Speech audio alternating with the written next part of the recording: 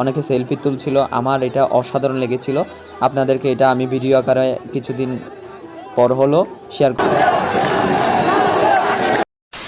এবারের বিপিএলের আসরে বরিশাল ভার্সেস রংপুরের ম্যাচ অর্থাৎ তামিম ভার্সেস সাকিবের যে ম্যাচটি ছিল, ওই ম্যাচে ছিলাম আমি ইয়া হাবিবি, অর্থাৎ আমি দুবাই থেকে এসেছি এরকম একটা বেশে।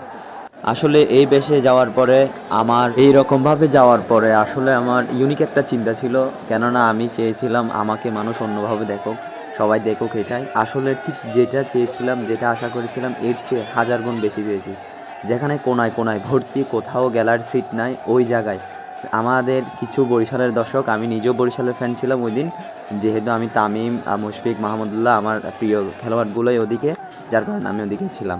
তো কথা হচ্ছে যে কোনায় কোনায় ভরপুর এই জায়গার মধ্যে আমাকে সিট দিয়ে দিয়েছিল তারা, ভাইয়েরা অসাধারণ ছিল। ভাইয়েরা 4-6 হওয়ার পরে যে আওয়াজটা আসলে অসাধারণ, আপনাদেরকে শোনাচ্ছি।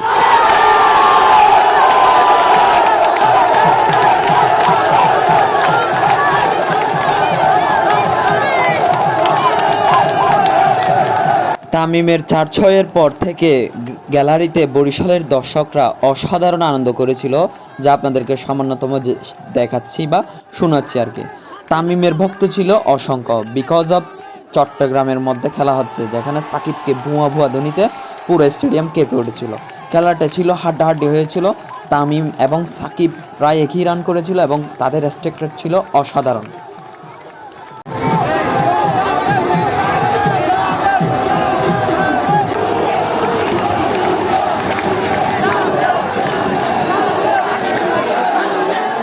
পাশে অনেকগুলো রংপুরের দর্শক ছিল যারা তামিমকে ভুয়া বলেছিল, কিন্তু সত্যিকার অর্থে তারা এত কম সাপোর্টার যে তাদের ভুয়া ধ্বনিটা কোনোভাবে আমাদের কানে আসার আগে আমাদের তামিম তামিম সেরা, এটা তারা এই ভুয়াটা শোনা যাচ্ছিল না। কিন্তু সবচেয়ে দুঃখের বিষয় হলো তামিম 28 রানে সাকিবের বলে আউট হয়েছিল।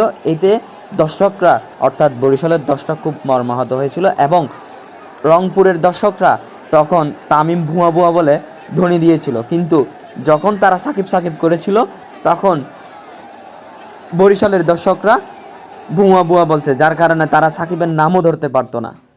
এবারের বিপিএলের আসরে চট্টগ্রামের জহুর আহমেদ চৌধুরী স্টেডিয়ামে সবচেয়ে বেশি পরিমাণে দর্শক হয়েছিল রংপুর ভার্সেস